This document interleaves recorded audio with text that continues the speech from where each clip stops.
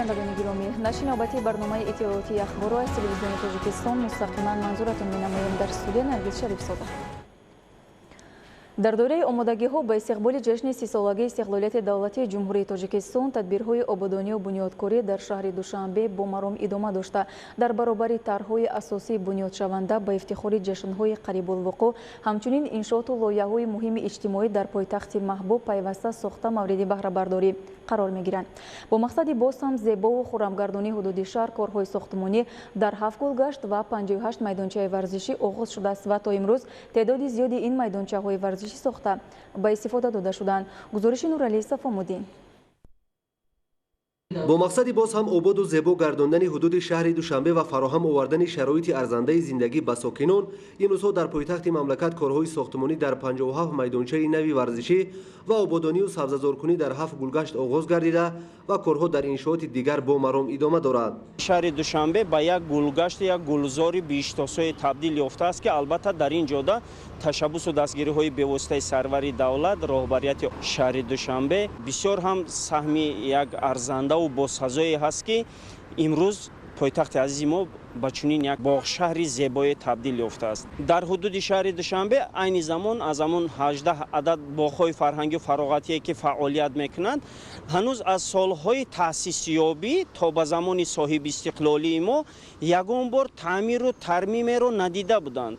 ҳарчанд ки ба ин нигоҳ накарда, лекин онҳо то ҳадди имкониятҳое доштанд, фаъолият мекарданд.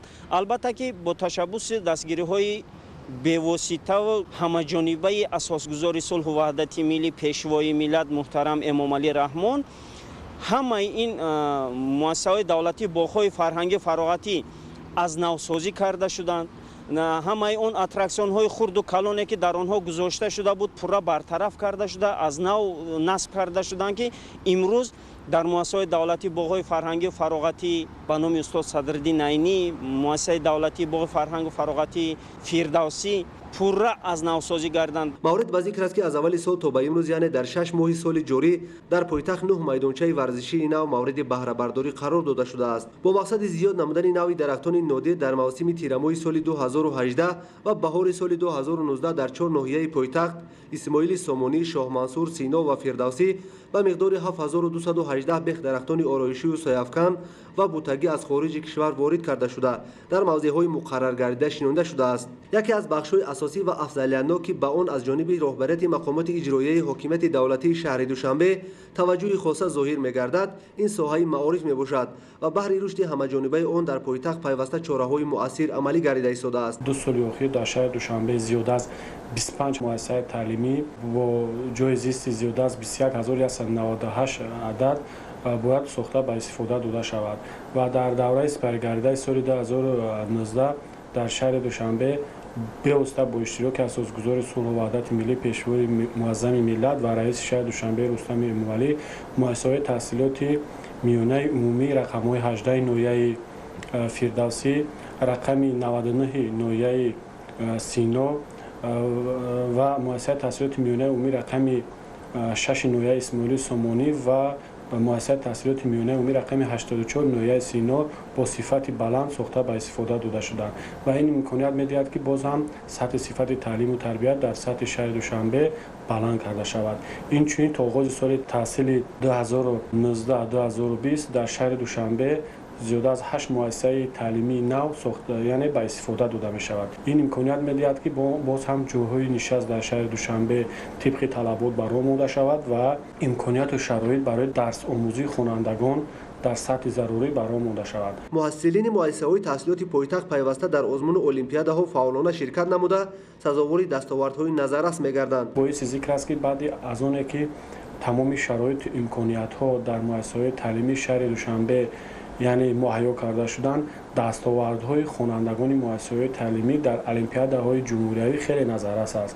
аз ҷумла агар соли гузашта дар тамоми даврҳои олимпиадаи хонандагон дар сатҳи ҷумҳурии хонандагони шаҳри Душанбе соҳиби 149 медал гардида бошанд ва имсол ин шумора зиёда аз 236 ададро ташкил медод ки ин дар таърихи соҳибистиқлолии Тоҷикистон бесобиқа аст. Инчунин хонандагони муассисаҳои таълимии пойтахт дар олимпиадаҳои сатҳи байналмилалӣ низ натиҷаҳои назаррасро соҳиб гардиданд.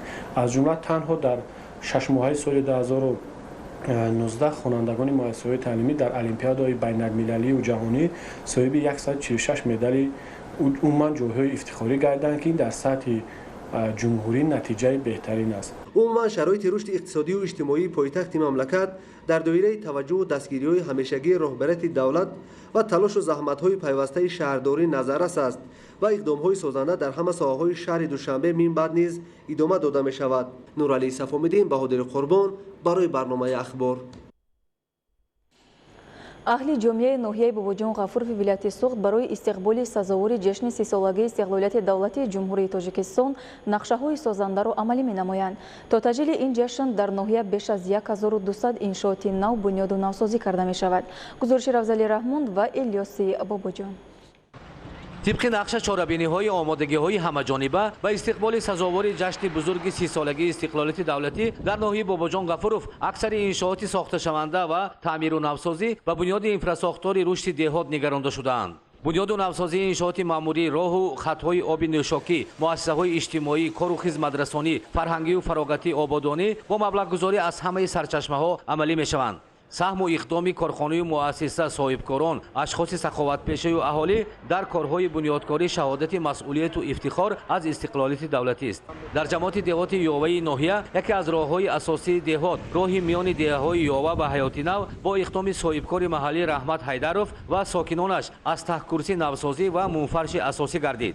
در دهه حیات نو 2500 نفر اهالی زندگی می‌کنند. راه سمت دهه به مسافه 2.5 کیلومتر با مبلغ 620,000 سومانی با صفت معیاری نوسازی گردیده با دهه حیات نو حسن نو بخشید و حرکت واسطه‌های نقلیات رفت و آمد به راحتی ساکنان و مهمانان را تامین نمود. اهل تشبثکار جماعت دهات یاوه و این دهه این اقدام سازندگی و آبادانی را ادامه داده شفت راه را آباد و راه پیاده‌گرد نو بنیاد می‌نمایند. ساختمان چاه عمودی و خط آب نوشاکی در دهه همسایه دهه خواجه گلستان پایان باشد ثمره سهم و اقدام یکجایی مقامات اجرایی حاکمیت دولتی ناحیه و صاحبکاران و اشخاص سخاوتپیشه می باشد.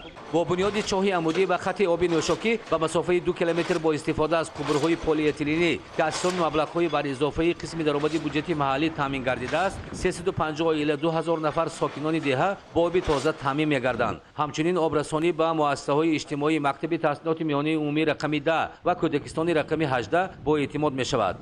وقتی که اینفراستراکچور دیه ترقی می یابد از جمله راه آب نوشاکی بعد دیه رشد می یابد. در محله خواجه گلستان پایان جماعت دهات یاوه ساخته شدن خط آب نوشاکی مسئله مهمتری می باشد.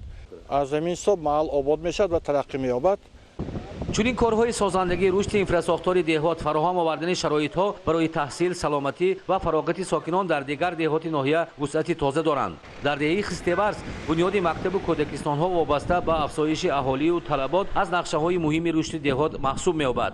در دهه بهارستان 1000 عائله، 7500 اهالی، نزدیک 550 نفر کودکان تا سن 5 ساله دارند و تامین فرزندان ساکنان دهه بهارستان با کودکستان از مسائل اساسی به حساب می‌رود. از این رو کارخانه واحدی دولتی راه آهنی تاجیکستان زادگان خسته‌ورز که در پایتخت مملکت استقامت می‌کنند و عائله شادیف به بنیاد نخستین کودکستان در دهه اقدام نمودند.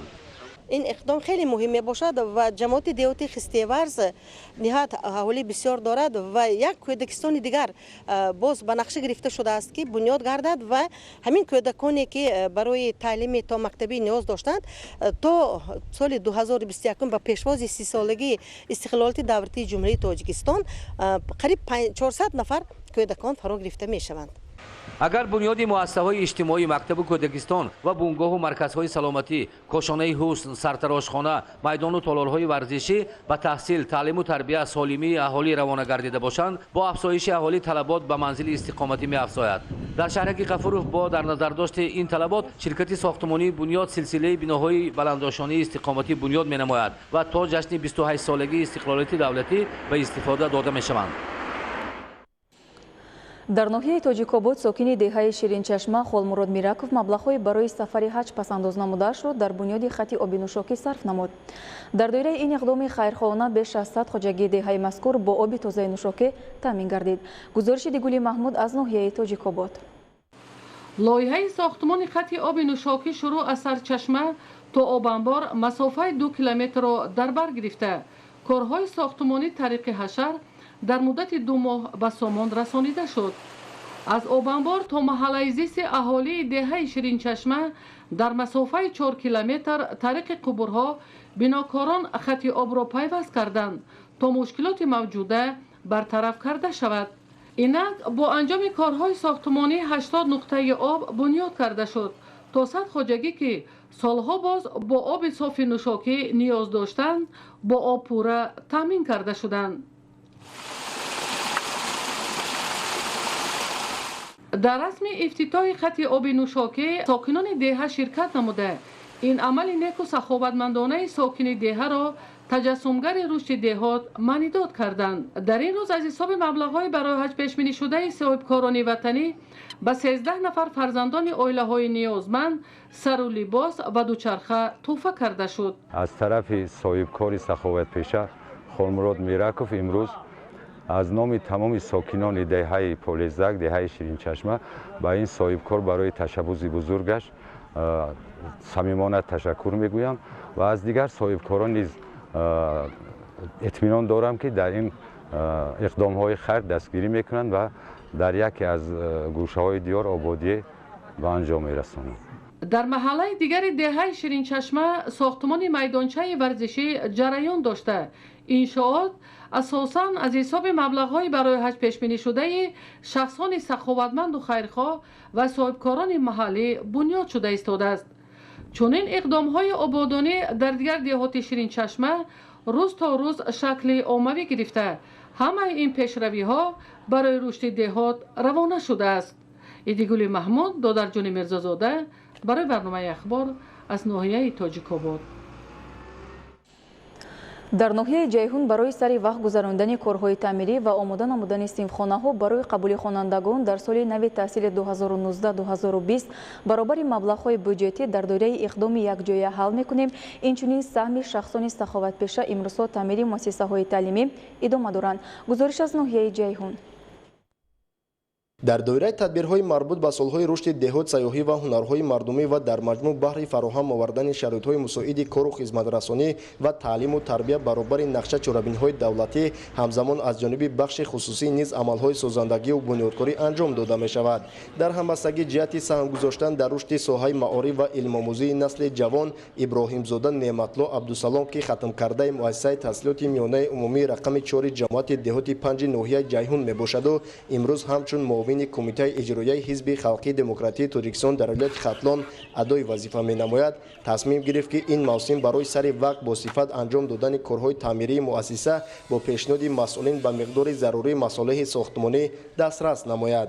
کمیته اجرایی حزب خلقی دموکراتی تاجیکستان در ولایت ختلان دور ترغیباتی عملی اکسیای حزبی را تحت عنوان یکجای حل میکنیم راه اندازی نموده است که مقصد از برگزاری این اکسیا پیش از همه سفربر کردن مردم به کارهای سازندگی و بنیادکاری، دست کمک دراز نمودن به یتیمان، حل پرابلم‌های مکتب و همچنین تعمیر و ترمیم راه‌ها، کوپرک‌ها به حساب می‌رود. این شب روز که اهل آموزگاران و معارفچیان ناحیه بهره در صنفخانه‌های تازه و تعمیر گردیده قبول نمودن محصلین تردد بیشتر می‌بینند، راه‌اندازی گردیدن چنین عمل نیک را جمعیت آموزگاران مؤسسه مذکور خوشپذیری کردند.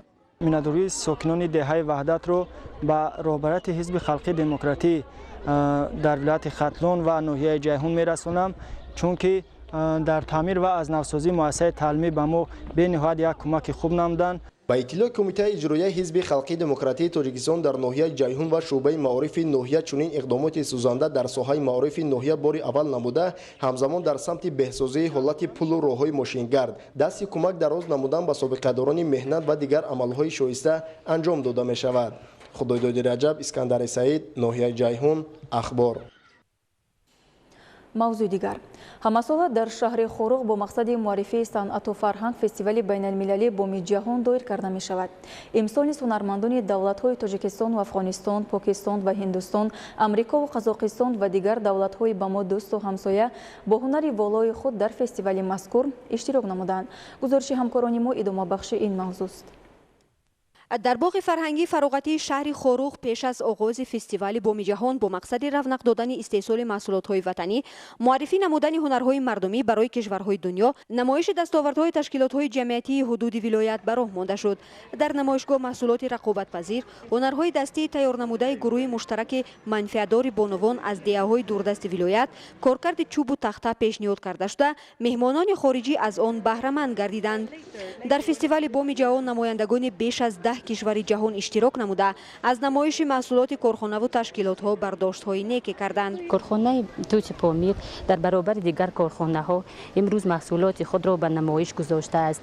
عین زمان کارخانه ما 9 نمود محصولات را به نمایش گذاشته است. اینچنین در نمایشگاه محصولات هنرهای مردمی مقامات خودفعالیت جمعیتی نوروز ناحیه مرغاب، گروه کارگاه برکت کارکرد پشم ناحیه شغنان و روشان، کارکرد چوب، میوه کنسرو کنانیده شده، محصولات داروواری به معرض تماشا گذاشته شد که با دستان نازک باشندگان بوم جهان آماده کرده شدند. مسینوف استاد چوبتراش که قسمت زیادی حیات خود را به آماده نمودن هر گونه اسباب‌های موسیقی از چوب صرف نموده است، با بیش از 30 نامگوی اسباب‌های موسیقی در نمایشگاه شرکت ورزید.